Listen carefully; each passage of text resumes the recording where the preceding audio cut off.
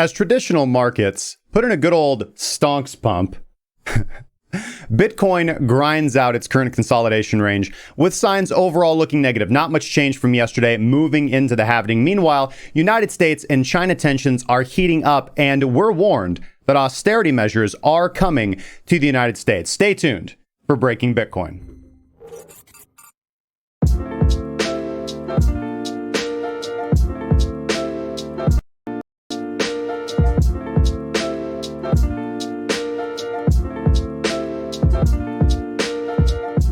Hey guys, I am Chandra from getportal.co, and you are watching Breaking Bitcoin.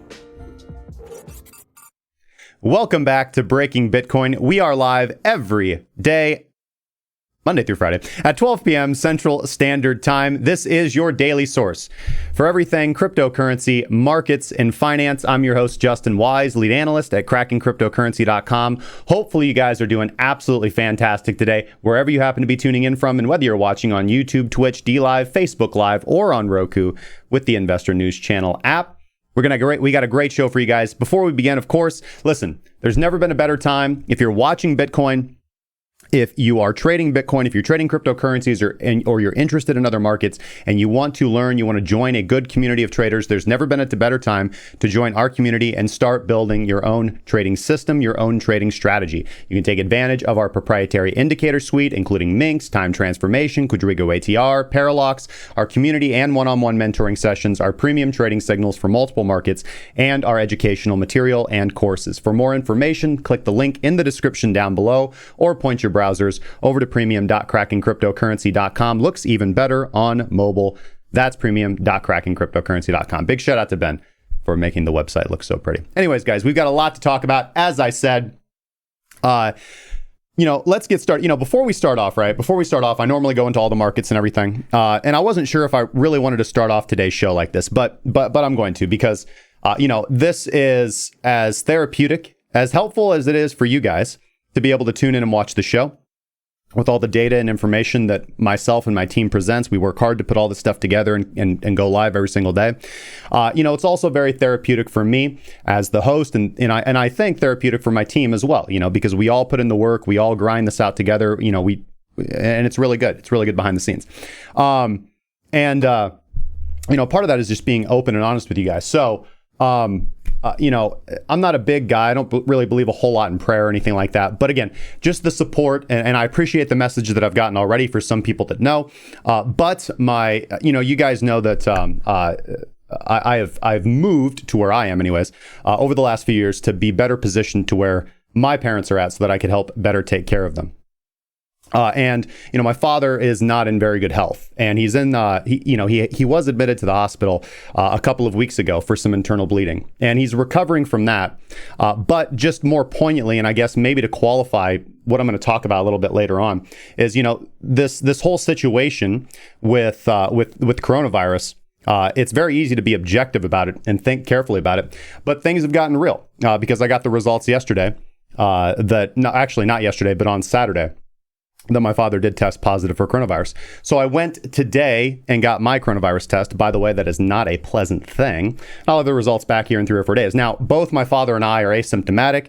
The entire household is asymptomatic. But again, it doesn't hurt. Just put some positive thoughts and put some positive thoughts out in the ether there for my father. Super cool dude. Lovely guy. Awesome man.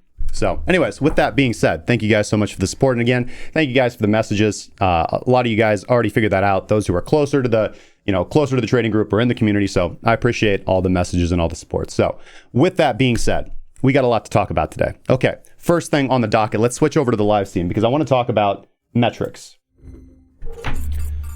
And the first thing is going to be, let's get over to the Bitcoin chart, because price action is good. Price action is interesting this morning. All right. So Bitcoin traded volume pushed up yesterday higher than normal. So we traded about 82,000 coins yesterday. Remember, the average is about 40 to 60, right? So that's a little bit higher. Nothing major, not broaching the 100K mark where we kind of get really interested, where we really expect volatile price movements following along from that. Now we got 7 days, almost 6 days until the halving.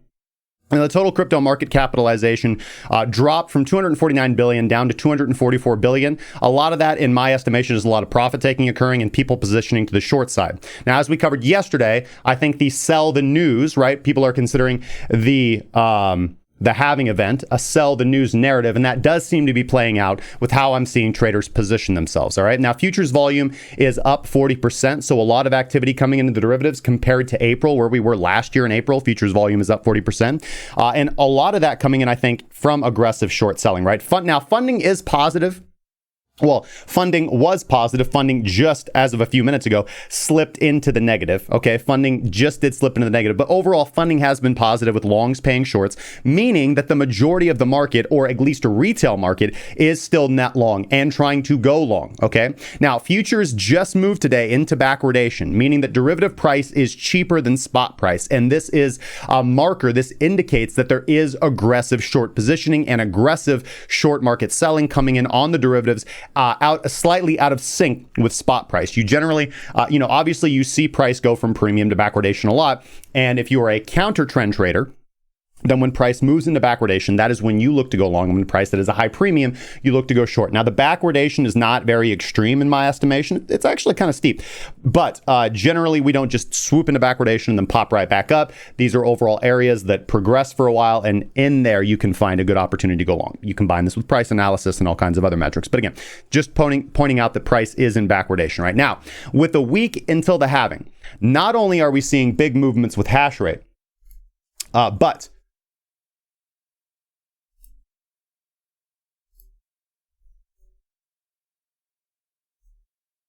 okay.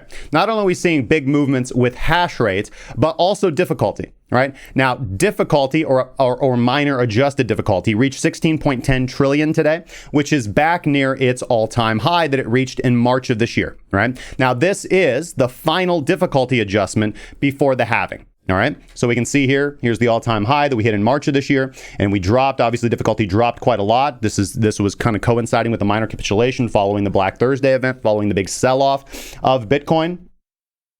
And then as we climb to the upside here, we can see that difficulty has risen with price, and we are back near our all-time high in difficulty adjustment. Now, difficulty, of course, represents how hard it is for miners to compete with each other to mine for block rewards, and it adjusts dynamically every 2 weeks or 2016 blocks. Now, going to traditional markets here real quick, we can see the SPY down in the bottom left-hand corner. We're having a good old stonks pump. Traditional pumps took a hard, traditional stocks and indices took a pretty hard knock as we moved into May, but they are pumping today. Now, the daily candle yesterday did sell off for most of the day before it rallied to close our three major indices, the NASDAQ, the Dow, and the SPY, with meager gains. But we are off to the races today.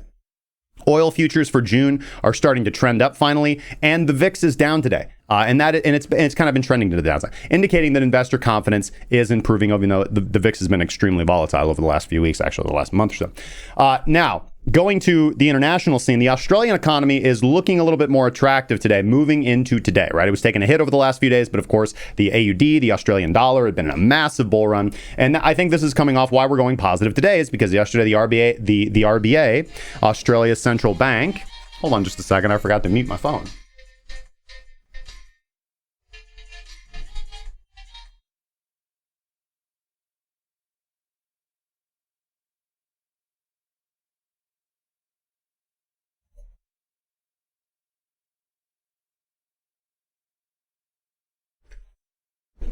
Some people got to have a timer, man. Got to have a timer I can watch. All right, anyways. Where were we? Yeah, this is real life, people. All right, so the RBA, Australia's central bank, announced yesterday that they're going to be keeping interest rates at their positive but low levels, and even hawkishly, in my estimation, saying that they're going to be tapering back their bond buying program, which, in other words, bond buying program, for those of you who don't know, is quantitative easing. Meanwhile, the UK economy does continue to look fairly dire. GDP, they just put out some reports yesterday. GDP is expected to contract at least 7% this fiscal quarter, and it's most likely going to be worse than that. All right. Now, the big news, if you're following the global scene, the big news coming in is what I should say is where the mainstream media wants you to pay attention is the escalating tension between the United States and China, right? That is what is beginning to capture the mainstream media eye. And this is largely coming off of the back of Trump looking to lay the blame for the coronavirus on their doorstep, right? Keep in mind, November elections are right around the corner, so politicians are in self-preservation mode, right? Now, again, not all politicians are evil Illuminati lizard lords, but they have certain self-interests, right? And so it is possible that in a situation like this, it's highly possible that those more nefarious are not really keeping preservation of the people at their foremost, preservation of self and their re-election opportunities, because it's a sweet gig. Now, to analyze that a little bit, right? And, listen, there's no way I can say this without casting off half the audience, so I just shoot straight with you guys.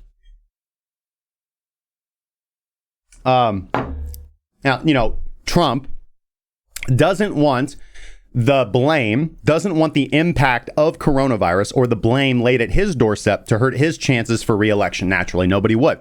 We had plenty of time, but to be fair, to be critical, right? We had plenty of time in America, and I've said this many times, to be better prepared to deal with coronavirus in a more logical, progressed fashion, so that we could have forestalled some of this current economic pain that so many human beings, so many men and women across the world, regardless of nationality, are suffering from, right? Now, if you guys rewind the tape here in America, the federal government issued a moratorium on flights coming back from China in January, which gave us 2 months to prepare, 2 months before everything hit the fan in late March. All right. They could have promoted. So, listen, I'm not going to get in here and say the government should have done this, the government should have done that, because that's not the kind of guy I am. I don't really want the government doing things or forcing things. But I will certainly make a case that what they should be, because obviously that's not the world we live in. The government does do many things, and so many people do still look to them to be the arbiter of answers, right? So they could at least set the model, set the example, is what we should have done. In my opinion, is what we should have done, right? Promoting social distancing, getting that idea into people's minds 2 months in advance, right? Ramping up any production that we would have needed in the medical sector, such as medical beds, ventilators, testing equipment, right? Testing procedures. Obviously, the CDC has totally botched this, not only because they're an incompetent organization anyways, but because everybody was under the gun. Nobody took it seriously. And then everybody's running around like chickens with their heads cut off, right? Ramping up production of PPE, promoting the idea of wearing masks. Why, for example, are our politicians not coming out, right? And wearing masks? Why are they not? If they're telling normal individuals, they're like, hey, if you're going to go into Walmart, you better wear a mask. In Illinois, you can't go out in public basically without wearing a mask. You can't walk into Walmart in Illinois if you're not wearing a mask. And we can't get Trump, all the government officials just sitting around next to each other, touching each other. Their legs are touching, right? They're breathing on each other on CNN. This is ridiculous, right? It's ridiculous, right? It just goes to show you how immature and convoluted our government is. And really, in my opinion, kind of how you can get these tiers of acceptable behavior. Tiers of acceptable behavior, right? Yeah, there's a tier of acceptable behavior for them, and there's a tier of acceptable behavior for us, right? And it's not how it is, right? There's basic, common, decent human behavior. And you look to your leaders to set the example. And they're not setting any example. Now, because countries, America particularly, right? Because I can only speak from what America's doing. Of course, I can see how other countries have handled it. Because countries didn't really take this seriously or prepare when everything hit the fan, and now they're scared about deaths and all these projections about deaths coming out. They just shut the economy down. They said, everybody just shelter in place, stay home. No preparation. Just, you just go from business is open to business is closed, right? And the stress, the pain, the paycheck hit to that is absolutely ridiculous, right? Now, the protests that we're seeing right now that I am sympathetic for violations of human liberty and economic, causing economic hardship, these could have been largely ameliorated, right? Now, even if you guys listen to Bloomberg today is not only to having the conversation about states, about 12 states in the United States, contemplating the concept of Chapter 9 bankruptcy, okay? Also, they're talking about austerity measures coming to the United States over the next 2 years, right? Coming to the United States over the next 2 years, almost certainly in conjunction with the rollout of a central bank digital currency, the digital dollar, which we are going to have, I've said before, we're certainly going to have within the next 10 years, most likely within the next 5, right? Now, the other narrative, which is also true, right? There is also another thread running through all of this that is also true, is that the economy was already in dire straits moving into 2020, right? Nothing from the 2008 financial crisis was fixed at a systematic level. It is unbelievable how much damage was swept through the malfeasance and manipulation and corruption of our financial sector in bed with our governments and monetary system. How much of that damage how much money was stolen from regular human beings, pensions, 401ks, insurance plans, all gutted, stolen in conjunction with the government and Wall Street, right? All of that damage was swept over, swept under the rug, covered over, buried with a deep pile of dirt. And if you say anything about it, well, you're not going to be very popular on social media. Now, at any rate, it is clear that if now, kind of going back to the larger narrative here of the mainstream media idea between the tensions between the United States and China, classically here, if tensions do continue to heat up between the United States and China, right, it is possible that we see a trade war V2, right? And that means that money will flow faster and more readily into safe haven assets and out of speculative assets and currencies, right? Now, generally, that is good news for the United States dollar as the world reserve currency. But what China and other nations around the world are trying to do is upset the United States dollar by China wants to be the nation to put out the first CBDC so that they can upset the dollar's dominance as the world reserve currency and as the liquid international settlement currency to go to, right? And they've got a big leap forward ahead, right? China is well positioned economically to do it. China is well positioned technologically to do this. And so there are motives within motives about all of these things that we're seeing and going on. I just want you guys to be aware that you cannot take things that you see on the news, that you see on the TV, that you read in the newspapers at face value. You have to dig deeper and understand the multiple narrative threads that are going on throughout the world, right? There is an overall, decaying and crumbling financial system built on corruption, greed, and debt, which is not sustainable, which is showing the cracks and has been largely responsible, this entire idea of printing money or quantitative easing. And although I might completely have this wrong, because I'm certainly not an expert, but so far what I've been able to kind of glean from the ideas of MMT has essentially resulted in theft on behalf of the government and on behalf of central banks and the banking sector from regular human beings and individuals. And we have not seen financially our quality of life improve, although we have seen but again, the two are not correlated, because the one argument is like, what are you talking about, Justin? Look how good the quality of life here is in the United States. Look how good the medicine is. Even poor people have cars and microwaves and TVs and all that stuff, right? Now, all of that is true, but I don't really think that you can correlate corruption in the financial system with the raised standard of living due to technological innovation, right? We are in a first world developed country, and that is not very different from other first world developed countries out of there, right? The introduction of science and technology into our lives and the introduction of globalized manufacturing, those are the things that contribute more readily to the availability of goods and services, right? What the traditional financial system is doing has thrown a huge parasite on top of that entire operation and usurped the funds in a usurious manner, the funds and finances of regular human beings and individuals, Main Street savers, small businesses, small-time investors, retail traders, all of these individuals, right? Regular folk. And they have just siphoned up that money, right? Into this big pit of government and commercial and central bank controlled, kind of this huge ball of currency, right? That they distribute how they see fit. And that's not the way that you run a sound system. It's not sustainable, right? We've seen every government do this prior. Every fiat nation does this prior, and they all collapse under the weight of their own largesse, because it is just how it goes. You can't build a system like that. This is why the decentralized economy, the concepts of decentralization, the things that Bitcoin were built on are correct, right? Whether or not Bitcoin's price is where you need it to be right now to be rich, whether or not you think Bitcoin needs to compete with PayPal, Visa, MasterCard, it doesn't. Whether you think that Bitcoin's technology isn't there, whether you think that the current implementation of Bitcoin isn't safe or secure, or you think it's going to be Chainlink, or you think it's going to be Tezos or Ethereum 2.0, it doesn't matter.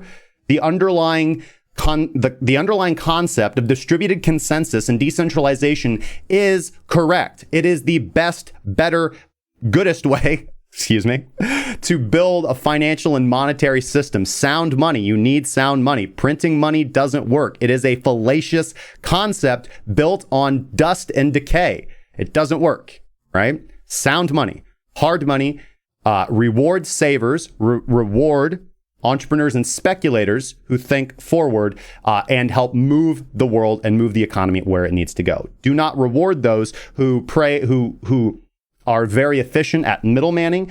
Do not reward those who are very efficient at manipulating the currency or counterfeiting, i.e. central bank or quantitative easing. And do not reward those who engage in usurious practices, right? And this is loaning at interest. So moving right along, right? Now, not only are CBDCs going to play a huge role in all this, but I think that Bitcoin is going to get a big chunk of that capital fleeing into safe haven assets moving forward over the next 2 years, right? Now, a little bit more classical news here. Now, PMI data from the United States is being released today, so we can check that to see how bad the hit to the service sector is. That might have a knock on the markets moving forward. Now, on top of this, there's more. So much news. On top of this, right, the CDC and the Health Metrics and Evaluation, HIME, just released a draft today stating that COVID deaths in the United States will rise to more than 3,000 per day by June 1st. Here's the actual release. Here's the actual draft from the CDC, with new confirmed cases going above 200,000 per day. And this is being used. This data is now going to be used, just as it's all been used, to justify arguments against restricting the lockdown. Now, however, I've been very firm on this. I do stand firmly on the idea that that with these numbers, the cure is worse than the disease, right? We cannot allow our citizens of any nation to suffer from not having the basic right to earn the fruit of their labor. And I do not support manipulation of the currency, that is counterfeiting or printing money, to justify a continued lockdown while we implement austerity measures and while we actually decrease the standard of living and the possibility of earning the fruit of your labor, right? Healthy people should and need to be able to return to work, and humans have the right to determine their own risk. People are already socially distancing. They were socially distancing before the lockdown, and I believe it's in our best interest to allow people to behave responsibly and to encourage businesses, to encourage their employees to wear masks, practice good hygiene, and behave responsibly. Otherwise, humans will continue to suffer from the economic fallout, which we cannot sit back and watch happen or support idly with our ideas, with our Facebook posts, with our thumbs up, what we like on Twitter, right? Anyways, let me know how you guys think about all that. If you guys are new to the channel, make sure to subscribe, hit the bell icon. That way you'll be notified every single time we go live. And of course, sometimes we're going to be going live. We're going to be introducing new live streams, new hosts, new time, new ideas all the time. So make sure to subscribe, hit the bell icon so you can get notified of that. Otherwise, YouTube will not tell you. They have moved away from a subscription model, or they just don't like crypto. It doesn't really matter. Do what you can to support the channel. Smash the like button, guys. The like goal for today is, of course, 50 likes. We did it yesterday. I know we can do it today. Take the second, hit the like button. That way we can actually get out there in the feed a little bit and people can hear this information and news, which they need to. And you can share this content, right? You guys got Twitter, Reddit, what's pop? TikTok? I don't care, man. To your friends, your family, even people you don't even like. All right, let's get into price analysis for today, because this, I know that's what you guys want. It's what you guys came for. You guys want to know what's up with price? It's cool. All right. Now, overall, not much has changed, right? Bitcoin is currently in a distribution pattern following its large movement to the upside, right? We are experiencing, and we can see this if we go down to the 4-hour time frame. Of course, this is the daily. Here we are on the 4-hour. Price is currently moving up at this current point in time. But if we look at the 4-hour over the last few days and look at this range that we've developed, right, we are seeing sweeps to the upside to grab liquidity and trigger short stop losses is what we're currently seeing right now. Sweeps to the top of the range to grab liquidity, followed by very violent sell-offs, right? Becoming the norm, right? Leaving us in this consolidation range between 9,200 and 8,600. And I'm going to argue that bearish pressure is increasing. And that's because we are seeing sweeps to the upside, grabbing liquidity, followed by violent sell-offs. Now, funding has been positive, but just turned negative for the next 8-hour shift of funding, and price is in backwardation, meaning that violent selling is occurring on futures a little bit more than on spot price, right? Now, getting to technical objective indicators for today. Now, yesterday we were talking about the exit signal from the breaking Bitcoin system. We actually ended up closing slightly above that metric. It is generating on today's daily close. I do not believe it will actually paint off of today. It will be closing like this, assuming we don't get a massive rally and close above 9,200. And I think even if we close above 9,200, we will be getting that negative close. Followed by the reversal signal from Minx, as we can see 2 candles prior, also known as a take profit long if you're just using Minx as a trending indicator and not turning on the reversal settings, right? Now, It's my estimation and currently what I'm doing that meso and daily strategies would be to fill short on movements to the upside, and you would reevaluate this concept if the range were to break significantly, i.e. daily or 4-hour closes above 9,200. Now, on a micro time frame strategy, let me break that all down a little bit more. Okay, so let's just take our time. Let's take our time and go through the daily, right? Okay, so here we are. We are trading above the continuation filter of the breaking Bitcoin system. That is going to be like the last resort. You have to be out of this trade if you close below. That level is currently 86.98. So a daily close below 86.98 would certainly be negative, and in my estimation would be moving us down for a retest of the initiator and or baseline around the $7,900 level to $8,000 level. That level has crept up a little bit. However, I keep my previous metrics the same, 76 to 78, and I'll move those up as price begins to move and or break down. We can see Minx is still trading underneath the noise line. That is the signal line for those of you guys who are used to more traditional momentum oscillators. We reached into the overbought level and have reversed. Here's the take profit long signal, actually 1 day prior than my optimized Minx exit signal on the current candle. And Minx does have a fantastic capacity to be generating those candles, typically at the top of a local range. We don't have any signal for a continuation long. Minx is not crossed back above the trigger line. And we can see declining WADA volume, negative volume delta. Positive volume is leaving the market. Momentum is leaving the market and beginning to shift to the downside. And here is Parallax. We talked about the descending angle on Parallax. This is, of course, measuring the difference. This is a divergence between the relative strength index and the commodity channel index. And we utilize this data to predict the overall direction of the trend. Parallax is currently sitting at 7.11. It is a centered oscillator, meaning that as it crosses and closes below the zero line, it will be printing a bearish signal and indicating for us to go short. It has not done that yet. It has not done that yet. However, it is angling to the downside in conjunction with its distribution range and with the crossover from Minx. This is a good position in my area to take the discretionary short position, which is what I have done. Actually, still in the process of getting filled on sweeps to the upside. Half of my position has been filled, and that was on the pump upside to this, actually on today's pump to the upside, getting filled around the 90.66 level. And if price actually ends up making a movement for the range high up here around 92.40, I will get filled again. My reevaluation is on broaching the current high above 9,500. Now, if we go to the 4-hour, right, we've got a couple of things happening on the 4-hour. Of course, we have Cybot running on this we have Cybot running on this time frame, as well as Bottom Feeder. And I also have Bottom Feeder, which is a proprietary indicator that all our premium members have access to, running on the daily. And again, no Bottom Feeder signal on the ByBit chart. We actually did get a Bottom Feeder signal right here, but on Bitstamp, the last Bottom Feeder signal we had was coming off of the lows, and we did take that trade. We took that long to the upside, and we're kind of getting the opposite going on right now. Satoshi Nakafomo, good to see you in the chat, my friend. Welcome back to the show. All right, so over here on the 4-hour for Bitcoin, we can see that the last Cybot signal, here's Bottom Feeder activating right here. The last Cybot signal was catching this movement to the upside, and then Bottom Feeder fired right here, giving you the opportunity to take advantage of this movement or this movement right here. And so far right now, no objective signals from either Cybot, my 4-hour and 2-hour automated strategy, or from Bottom Feeder, which is designed to be utilized on the daily, but can be utilized on other time frames. You just need to be very, very, very careful.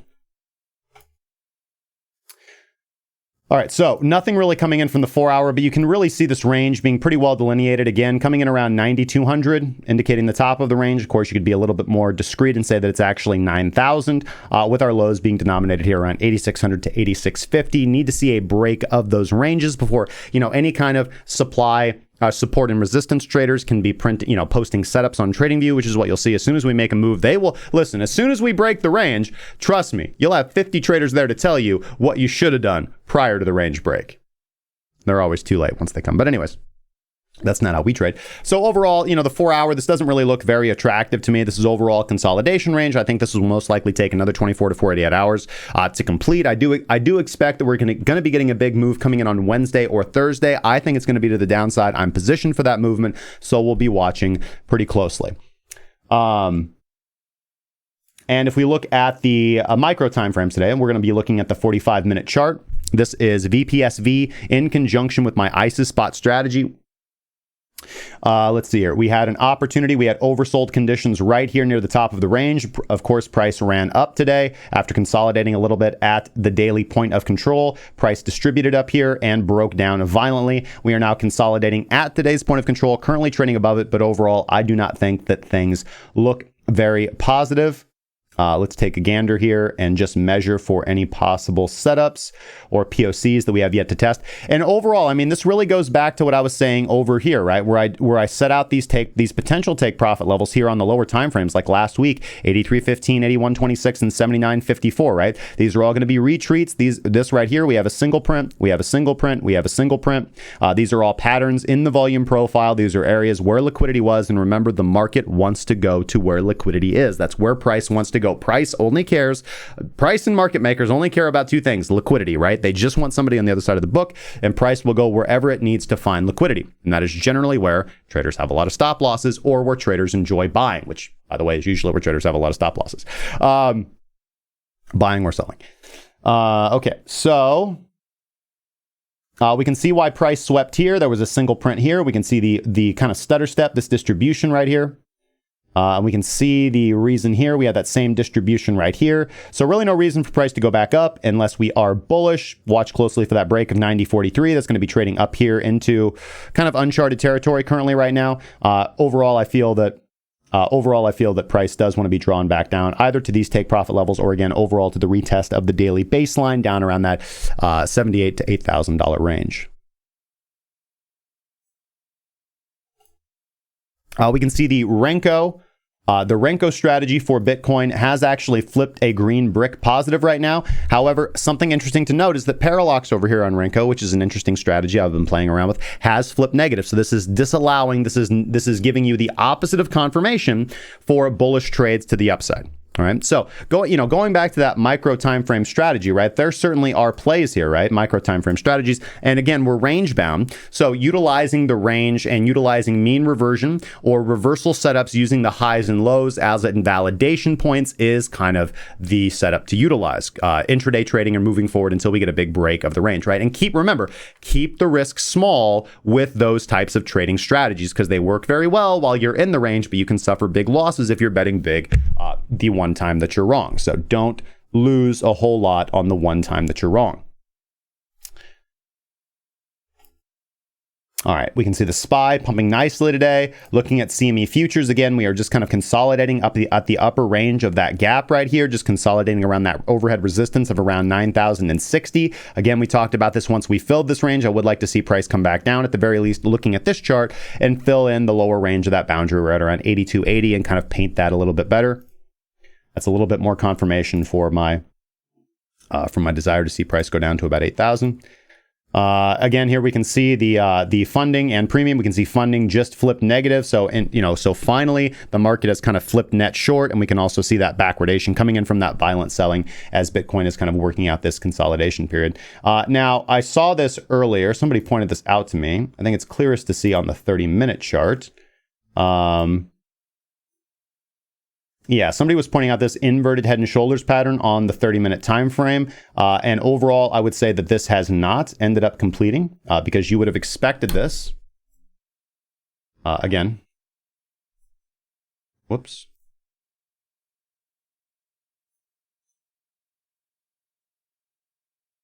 All right. You'd have expected this to move up about 5% on the break of that neckline, and it certainly did not do such a thing. But just for the sake of giddiness, we'll go measure where that would put us at. I'll be putting us at up around 9,400. So again, 9,400 would also be a logical area. Let's say we do get a large sweep to the upside there. Might not be a bad idea to look for plays to get short around the 9,400. That would allow that 30-minute inverted head and shoulders to play out again. I don't really think it's an inverted head and shoulders, or even if it is, inverted head and shoulders, they're not really tradable. I don't really think they play out. There's no statistical advantage to playing them. I've done the math on this. I've back tested this. But however, it won't stop traders from analyzing them and utilizing them and caring about them. So that is there. And just because they don't statistically work doesn't mean that they won't play out, and then people will feel validated that they work, and traders are most likely there are traders out there, a large swath of traders who are seeing that and who are attempting to play on that. So again, if they're successful, potentially prey off of your entry where their take profit or their stop loss is. And it seems that a lot of individuals that bought the breakout just got smoked, right? So this is you can see how that's 30-minute head and shoulders, which was being pumped on TradingView by some of the top analysts. You generally get the worst possible technical advice from popular chartists on TradingView and Twitter and Telegram. But you can see this 30-minute head and shoulders playing out. Break to the upside. People are getting long here, while those who bought down here are distributing on them, and massive violent selling as sellers take advantage. And now that same neckline that was the breakout long for individuals is acting as resistance, right?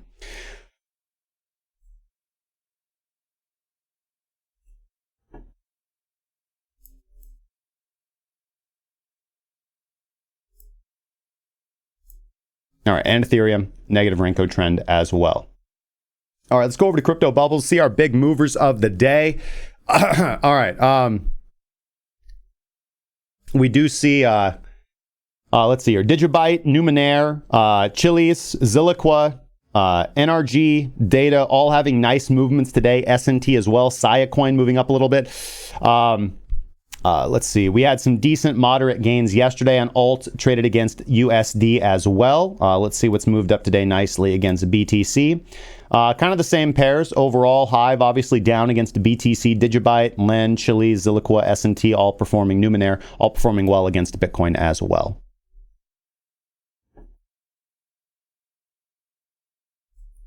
And I wanted to take a look at looking at ScalpX index, and we can see this from Glassnodes as well. We can see that open interest is not really making any big significant moves, nor is open value, just staying at its lows. Social index is way down, and the fear and greed index is still in the fear mode. And we can see this from open interest.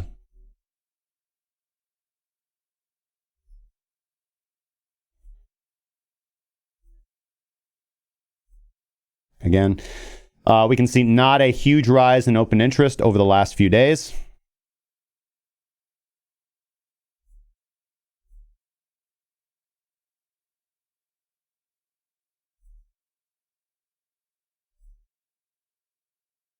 And zooming in on daily volume has been fairly steady, but again, over the last day has dropped considerably, right? So volume is down on today.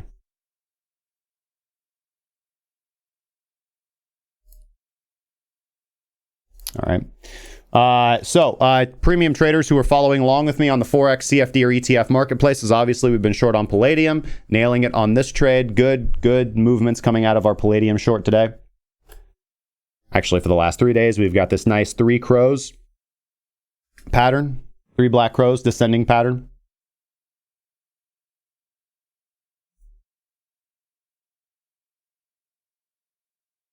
All right, so let's look at some of our big movers for the day. Numenair having some good movements today. We're going to be looking at Numenair over here on Bittrex, right?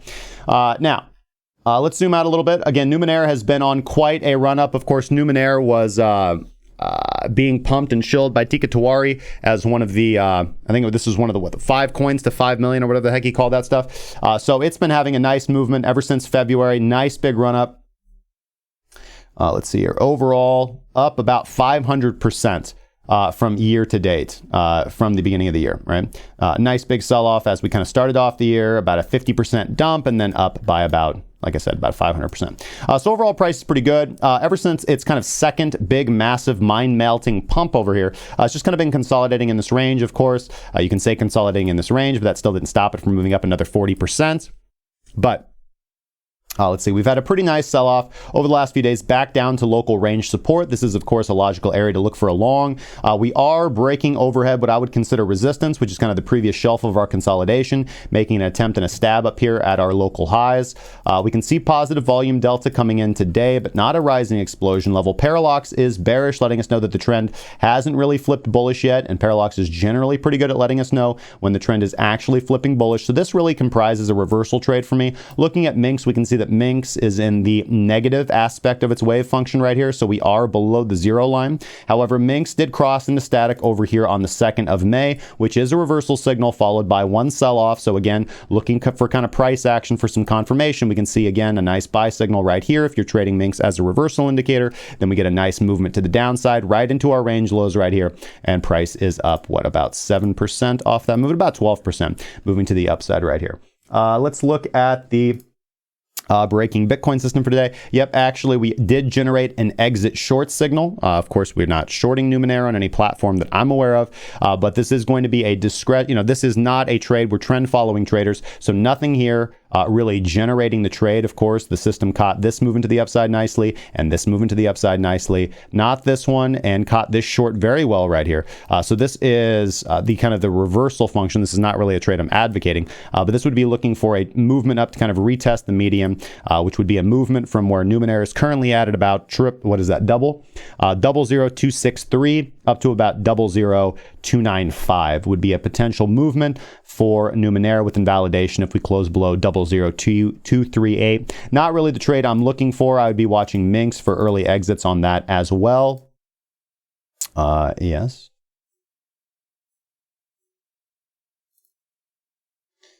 And let's see if we had any bottom feeder trades. No, bottom feeder fired over here, and that was actually a losing trade, unfortunately, so not too much coming in. Do we have anything from our Minx exits? Minx calling for the short right here. And if we look at VPVR, what do we see in relationship to that?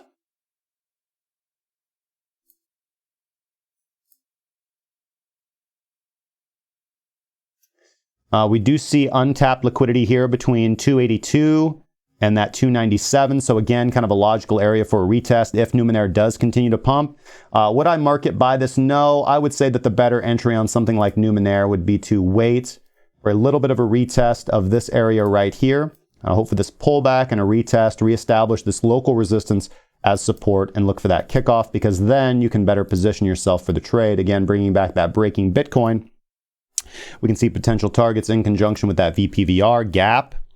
All right, so let's bring that gap back nicely. All right, so there's that gap in VPVR right there. If we can position nicely for a trade there, that gives us some pretty good R, shooting for the middle of that range and managing risk at these lows, giving us still a 2-to-1 risk to reward ratio on that trade. So overall, I think that's the better setup. Otherwise, of course, if we enter for the trade up here, there's not a really good logical area to place our stop loss, and now we're taking massive risk on this trade, and we are at less than 1-to-1 R to R on that one. So discretionary trade setup, not really what I'm thinking for, but again, there is some opportunity there if you want to take the potential retest of support. Excuse me, the retest of support turn resistance, if it does, in fact, turn into support. Resistance turns support. I'll get my words right. It's coming. DigiByte was another big mover today. Let's see what we got going on for DigiByte. Obviously, DigiByte just in a nice run up. It's been in a nice run up for a while. What is DigiByte up on the year against Bitcoin? Up over 300% against Bitcoin since March, actually. So really big run up, big movements coming out of altcoins right now. Let's see here. Oh, let's remove all these drawings.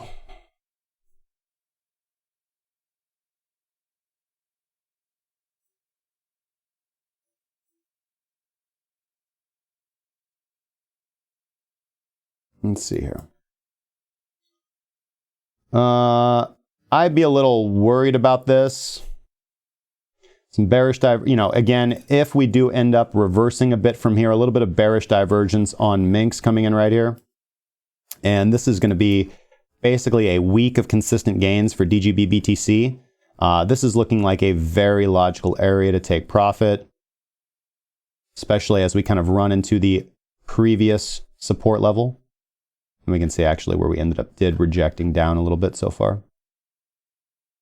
Yeah. That's where we're currently at. I mean, DGB is extended to me for any kind of entry right here. So I would want this to cool off a little bit before I even look at it and look for an entry, because anything that I would possibly do right now, anything that you could possibly do on DGB would be desperate, in my opinion. We're overextended. There's no good setup. We haven't taken a lot of time because We haven't established any kind of metrics or levels or ranges or anything to really do here insofar as support or resistance. So I don't really have anything. And we're approaching a fairly logical area to take profit, which would be previous support. Again, the whole support turn resistance narrative could continue to run. I don't have a strong opinion on DGB. And what was the other big mover of the day that I wanted to take some time on? Let's look at Zilliqua, because I am a big fan of Zilliqua. I do hold Zilliqua. Let's look at Zil BTC. Big, nice movements coming out of Zilliqua over the last few days. A continuation signal for BB back over here with full confirmation on the 1st of May. It's a nice one coming out of Zilliqua. Back at our, this is the triple top right here, right? We've tested this high 1, 2, 3 times, just right back up this like 90 to 95 sat range. Unable to really break up out of that range. Now, I do like this momentum moving up. I mean, look at the distance, look at the time that it took to get up there, as opposed to here. This took like 3 legs to get up there. This took 2 legs. This only took 1 leg, just no leg, just straight up. This is not even kneecap right here. Kneecap right here. So again, looks like a logical area to take some profit and trail a stop loss, I would say, from the middle of this range around the 75 sat region. That allows this trade to be very successful if it does end up running into the hundreds of sats. And I would want to see some form of pullback before end entry. This is an overextended trade, of course, to me.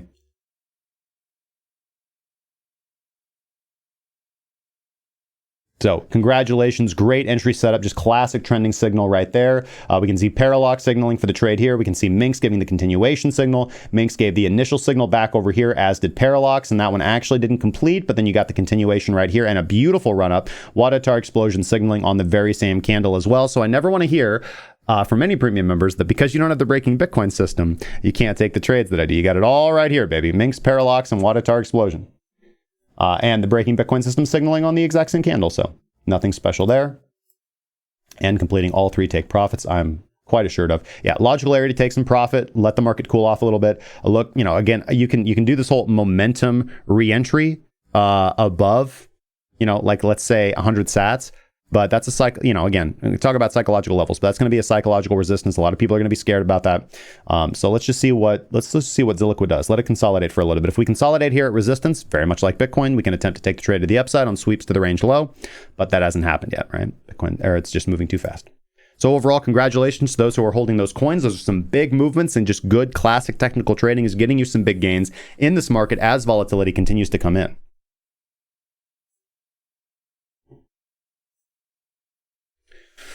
All right, now I want to get to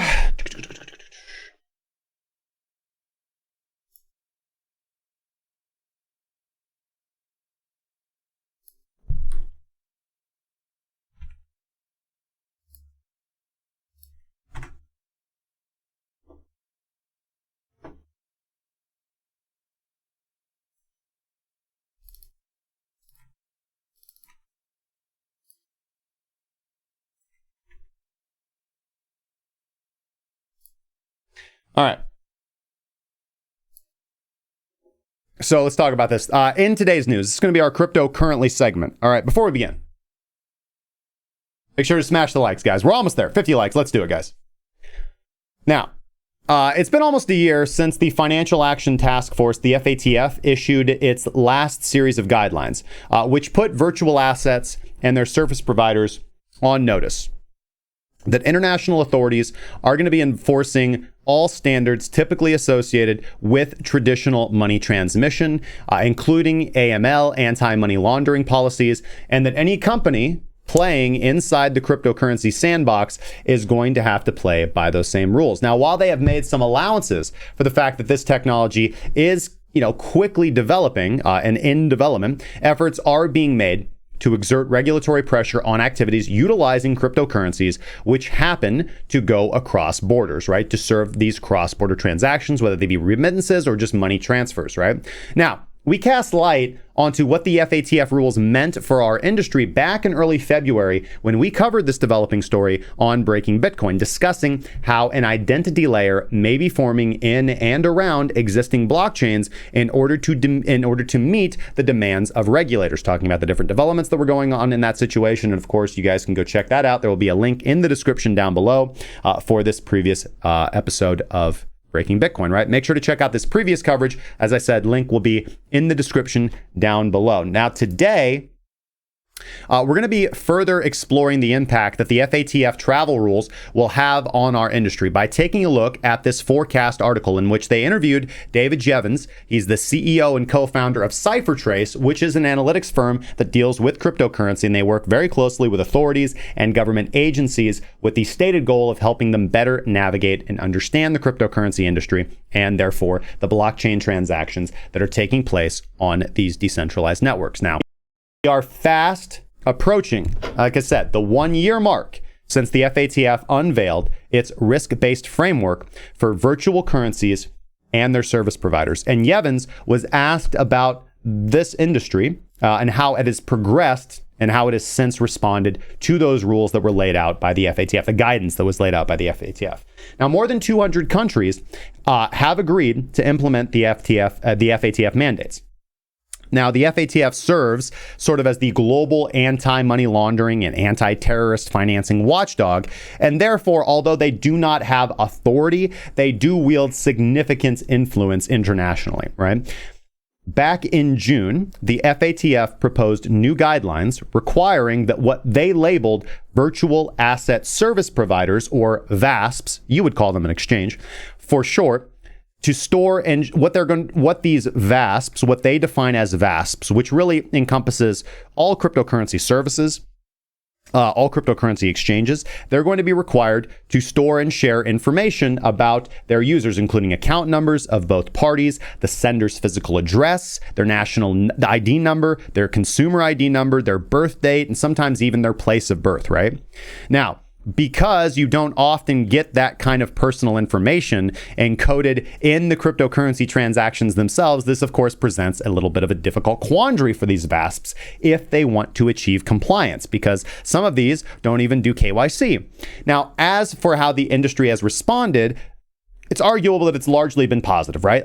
Several groups have been formed by major industry players to help develop open source information sharing systems, right? Including CryptoTrace. They have released what they call their TRISA system, TRISA, the Travel Rule Information Sharing Architecture, as an open source tool for VASPs to utilize in order to securely share sender and receiver information without compromising privacy of the parties involved in the transactions. And of course, this kind of opens up the conversation for how blockchain can be utilized for things such as sharing health records, for example, where it's going to be, where you can have the same. Obviously, we need to just put everything on the blockchain because it's just more efficient. So, for example, doctors and medical staff can get your medical file that is encoded on the blockchain, and because it is private, they can see, because you share, let's say, the public key to it, or the sign it, let's say the access key to it, they can see your medical history and your medical records, which they need. However, let's say any kind of ideally free market solution to providing PPE or hospital equipment would not necessarily need to, they would just need to know that there is a hospital patient there. They don't need to know any of their personal medical data, nor is it appropriate. But right now, the way that the system is set up, we're sharing all of this data all over the place, not only with our medical records, but with your insurance records, with your financial records. All of your data is all over the place and leaked everywhere. With blockchain, you can choose what pools of data you share with who, right? So again, trying to build up somewhat of a fair compromise to this entire thing, right? Now, concerning the sort of compliance risks that, so for anybody who's had issues with cryptocurrency and banks, looking at the risks that banks are being faced with now and the impacts that they're expected to have on the industry, Jevons talked about the major risk to banks being them not recognizing VASPs as non-bank financial institutions, and therefore failing to correctly identify and record payments with those VASPs. And because of that, these sort of transactions carry additional money laundering risks for them. And this is why a lot of banks are just saying, we don't want to screw with it, right? We don't want to screw with it because that's just going to give us the risk of fines and other enforcement action if we don't follow to a letter all of the AML regulations, or if we fail to ensure that we're abiding by international sanctions, and therefore they may be an unwitting party to, say, helping the North Korean regime liquidate Kimmy's bag of Bitcoin in exchange for internationally wired USD, for example. Covered that not too long ago, right? That's a joke. But Jevons cited recent enforcement action by the Office of the Comptroller of the Currency, of course, who Brian Brooks was just appointed to from Coinbase Legal here in the United States. And that saw authorities coming down on the New York-based MY Safra Bank because it dealt with cryptocurrency customers, right? Alleging the bank was lacking in their AML compliance in inadequately vetting what these crypto-focused customers were up to. So if you want to know why banks don't want to do anything with crypto, it's not just because they don't like crypto, because they feel threatened, but it's because they face fines for dealing with it. Now, Safra Bank didn't get hit with a fine, but the corrective actions they're being required to put in place are inevitably going to be very, very, very expensive, right? For example, Safra has to appoint a compliance committee within, I think it's 30 days, and they have to train their board and employees on the laws to coincide with the Bank Secrecy Act within 45 days. Within 90 days, the board is required to implement an independent Bank Secrecy Act audit. They have to monitor and report any suspicious activity, and they have to institute an independent party to review past activities to make sure they didn't miss anything in the past, because no blockchain data can go unleaked. And within 180 days, it has to hire a Bank Secrecy Act officer and have sufficient supporting staff for that officer. All this thanks to doing business with crypto-oriented parties. So how much worse do you think it's going to be for cryptocurrency-based banks that want to set up shop and deal with this? Now, enforcement and punitive action can also and has been taken against individuals inside banking organizations, as was the case with Michael LaFontaine. He was the former chief operational risk officer at U.S. Bank. LaFontaine was personally fined $450,000 for his role negligently in the bank failing to detect breaches of the Bank Secrecy Act. Now, this puts banks and other financial institutions on a fairly mistrustful footing when they learn that they have to deal or are dealing with cryptocurrency customers due to the additional challenges posed with cryptocurrency transactions thanks to their pseudonymous nature. But coming to the rescue, supposedly, is things like what CipherTrace has built, right? Now, keep in mind that it is, and this is well known, right? It is easier to conduct anonymous transactions in cash than just to get away with something on the blockchain. But because of blockchain analytics tools like what CipherTrace has built and what other blockchain analytic firms have built, they're able to identify what they consider criminal activity along with non-compliant behaviors on behalf of cryptocurrency individual transactions and financial institutions. Now, in regards to how governments are engaging with crypto, Yevons described the effect the debut of the Libra project had on the interest of policymakers in digital currencies worldwide. Now, as I talked about earlier, China, of course, is moving especially quickly to roll out their central bank digital currency. And nations like Sweden and the Bahamas have all begun conducting trial testing with their own digital sovereign currencies. And make no mistake, if the digital yuan is implemented as part of China's ambitions, the Belt and Road Initiative in particular, which spans over 60 countries, it could become an instant global currency and settlement system to compete with the United States dollar, which is what they want. Now, inside the United States, Congress recently proposed a digital dollar in a version of the House stimulus bill that wasn't ultimately included in the approved bill, but the House was onto something with this idea. And policymakers are going to continue to delve into this topic of a digital dollar, tabling new bills, looking at the application of blockchain technology to government business, right? We also have to consider the fact that we're in the midst of a global pandemic that is spread via physical contact. So one narrative that is going to be utilized to push the digital currency is to reduce individual exposure to COVID-19, as well as allowing the United States to disperse stimulus to people sooner that don't have access to traditional banking. Now, the reality is that the global economy is digitizing, rapidly digitizing, and a transition to digital currencies is absolutely inevitable. This means that countries which expedite their own foray into digital currency are going to have the advantage in establishing economic influence moving forward. This is why you see China really taking this opportunity to upseat the United States, right? China's grand ambition is to dethrone the United States dollar as the default international reserve currency, and a rapid global implementation of a more efficient, easier to transact digital yuan could mean China would finally realize that goal. unless, of course, the United States and other global powers take immediate action to counter with their own technology implementation of their own digital currencies. And that's not the only reason you're going to see these countries pushing really hard for this, right? Now, he also commented on, cracking down on bad actors and why, if we're looking for, I guess this is more for legitimizing cryptocurrency projects in the eyes of government if we want compliance and we want to be on the same footing, right? But why he thinks that cracking down on bad actors is crucial to legitimizing the concept of cryptocurrency. Now, according to what he said on behalf of CipherTrace, which, sometimes I disagree with this, but, everything from Silk Road to ransomware schemes getting paid out in Bitcoin, the crypto community is suffering what he calls a PR problem. Right? VASPs and other financial institutions dealing with cryptocurrencies, need to implement strong measures to ensure compliance, security, and privacy in order to alter the perception that cryptocurrency is somehow criminal. He's got an interesting point. Now, it will be important moving forward to educate policymakers that it's far easier to track criminals with pseudonymous cryptocurrency networks like Bitcoin than it is to track anonymous cash transactions, as I've said before. It's very difficult. Again, although Bitcoin is certainly easier, there's also, what's interesting? I always say this. I always say that criminals are like the first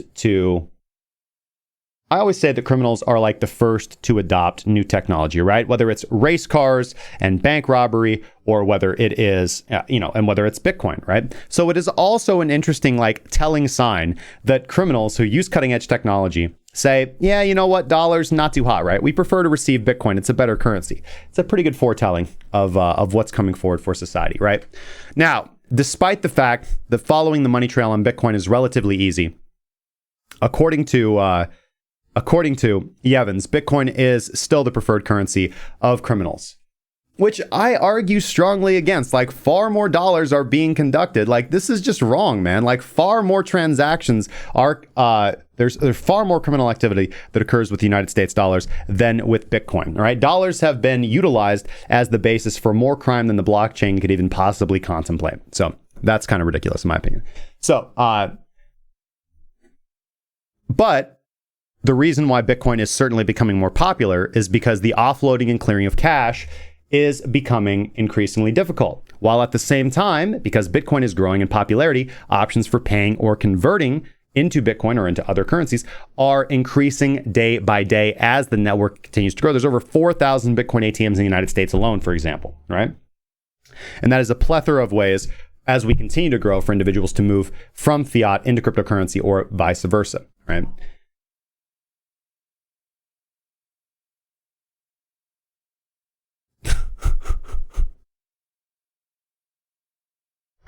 All right, so I'm done talking about this. I'm done talking about this topic. Overall, here's the thing. Let's cut to the meat of this, right? I don't really agree with this approach that cryptocurrencies need to be legitimized or that we need to do any sort of compliance, right? I disagree largely with that, right? That's the opposite point. So for those, here's what I will say, right? So from an investment standpoint, the companies and blockchains that are the most, the companies and blockchains that instigate or institute the most efficient compliance mechanisms are naturally going to be more attractive for investment purposes, right? Long term, assuming that even assuming that the financial system destabilizes, right? Because they are going to receive more mainstream acceptance and kind of be that shining city on the hill type narrative when we're looking at government regulation and what projects and blockchains that private companies are going to start doing business with, right? So when you're sitting there and you're trying to determine, what Algorand's going to do, or what company is going to incorporate their products or services, or carry their data on the Ethereum blockchain, or the Algorand blockchain, or the Tezos blockchain, or use Link as their oracle, or use Beam as their oracle, Band, excuse me. You have to look at one thing to look at in your fundamental analysis is what the compliance what the regulatory compliance is, what their status is with compliance. And one way to determine that is to see kind of which tools. The TRESA system by CipherTrace isn't the only one. There are many blockchain analytic companies that work hand in hand with government and also with private individuals, right? To attempt to locate lost or stolen Bitcoin, or to identify criminal activity. And I am certainly in favor of a private market solution to sharing this data, because one thing to be aware of is that this sharing of data is occurring whether or not you want it to, right? With the FATF rule, your personal data is being shared between exchanges. So when you go do KYC AML on an exchange, and when you conduct your business on an exchange, if you do KYC AML, they are required by law to share that data with other exchanges and with government. It is going to happen. This is the danger of centralization, and centralizing authority or centralizing information in this case into a private exchange. Because remember, you can use the blockchain pseudonymously.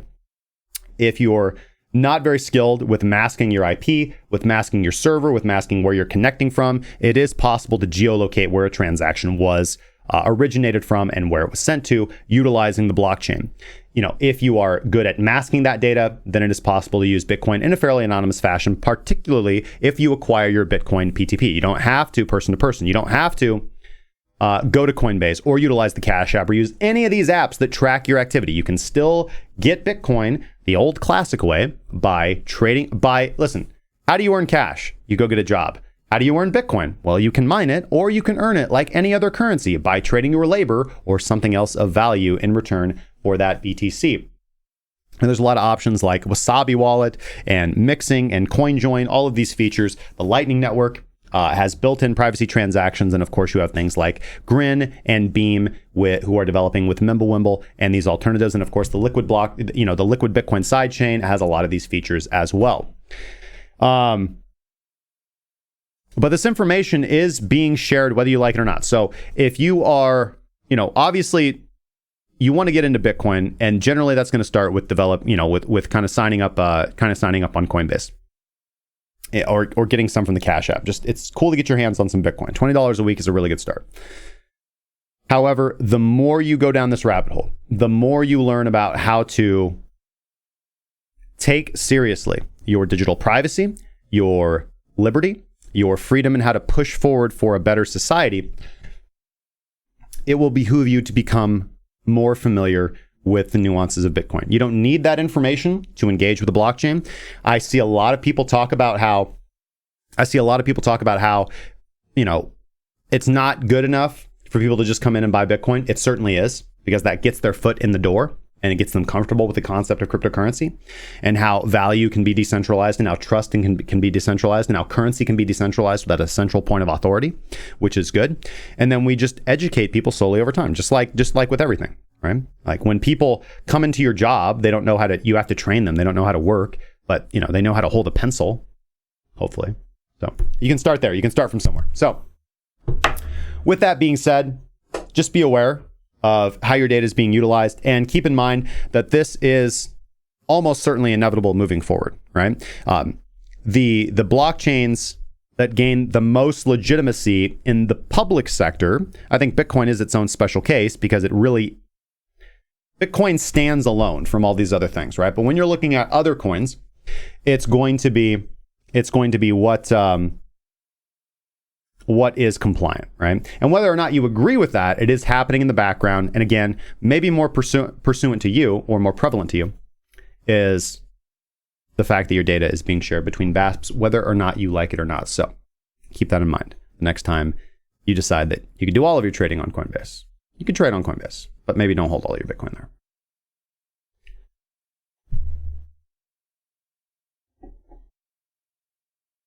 All right. And again, make sure to go check out our previous reporting on this. Incoming FATF travel rules will bring an identity layer to crypto. Will the industry comply? We covered this back on February 4th of 2020.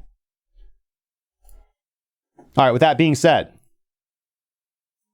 over the last 45 minutes, Bitcoin putting in a nice doji candle, faking out longs to the upside, still consolidating at that daily point of control. Let's take a look and see if you guys have submitted any questions. Meanwhile, while I do that, Oh, one more like, guys. We can do it. Let's get to that 50 mark. One of you guys right now can just slide that mouse button down, hit that thumbs up button. Come on, you know you can do it. Meanwhile, while we do that, let me show some love as you guys are showing me love on YouTube. Let's go show some love over on D Live and distribute these lemons. Dark Rico, Rhino TD, DePie Guy, Robin from the Hood. Thank you guys so much for the lemons. Highly appreciated. And sharing the rewards now with you.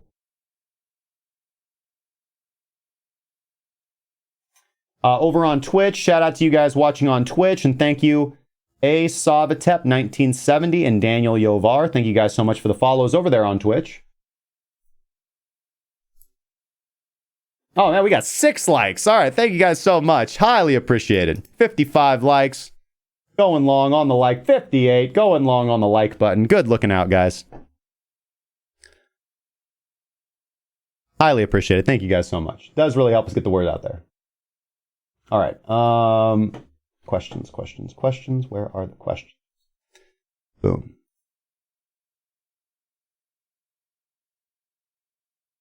Robert says, how does backwardation affect liquidation price and leverage? Well, it doesn't have any effect on leverage. That is static. It doesn't affect your liquidation price either, because your mark price is a combination of the decaying of their decaying factor and index price, right? So the mark price, last traded price, is used for take profits and stop losses, unless you set it differently, depending on what platform you're using, like BitMEX and ByBit and Deribit. You can choose last mark or index price for your take profits and stop losses. By the way, I recommend you select last traded price for your take profit and mark for your stop loss. Just an idea, or index for your stop loss. But your liquidation price is always calculated off of the mark price, right? And so the mark price is going, you can see the 3 different prices on there, right? So mark price is coming from the index price. So your liquidations are going to be tracking, theoretically, the movement of the underlying index of Bitcoin's price. Right. Now, the mark price is in reality generally a combination of last traded price and current price, because trades can be made on last traded price, but liquidations are pursuant to the mark price. So backwardation and premium have an effect on how volatile the market is overall. And generally, as a trader, we can utilize that as a kind of a sentiment analysis for what are good areas to go long for, what are good areas to go short for, or what are good areas for taking profit or looking for reversal in trend, or if price is consolidating. But they don't have that kind of significant effect on your liquidation, because your liquidation is based on the mark price, which is derived from the index price plus the decaying factor.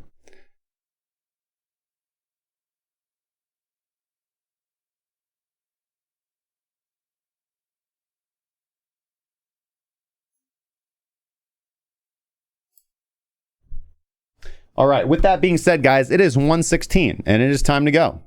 All right. We did it.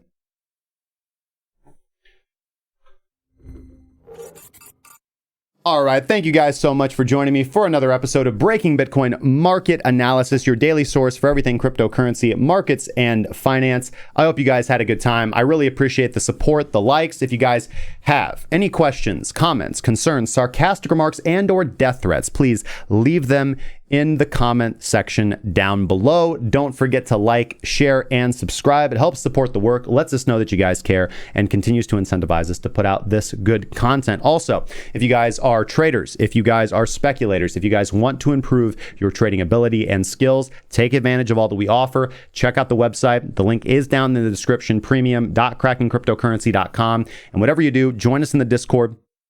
Regardless of where you sit into the market, it's one of the best places to hang out, talk about price, talk about crypto, talk about fundamentals. Discord.crackingcryptocurrency.com. Again, links to everything you could possibly need in the section down below. All right, let's see. We will return tomorrow at 12 p.m. Central Standard Time. We're going to be breaking down more fundamentals leading up into the halvening. We're going to be talking more about the coronavirus. We're going to be talking more about its effect on price, more about what I expect to see. Give you guys more updates on trades. Of course, we've got a lot of open positions right now in the group. Of course, you can also always hop in the Discord. We do post free trade signals and setups there from our team of analysts. They are selected randomly from the trades that go to the premium index. So feel free to check that out. that's about all I got, guys. It is May 5th, so happy Cinco de Mayo out there, everybody. Have fun today. It's not 5 o'clock yet, so don't start drinking too heavily. We've got a long day ahead of us. Let's be safe. And of course, as always, guys, do something excellent today. It is your life. Live it like it is your last life. We have a lot of opportunity, and we have a real chance to turn everything negative that you think is going wrong with the world the right direction, right? We just need everybody to be focused and be not really on the same page. We just need everybody focused and passionate. So let's get this money, guys. Let's get this world and trade safely. I'll see you guys tomorrow.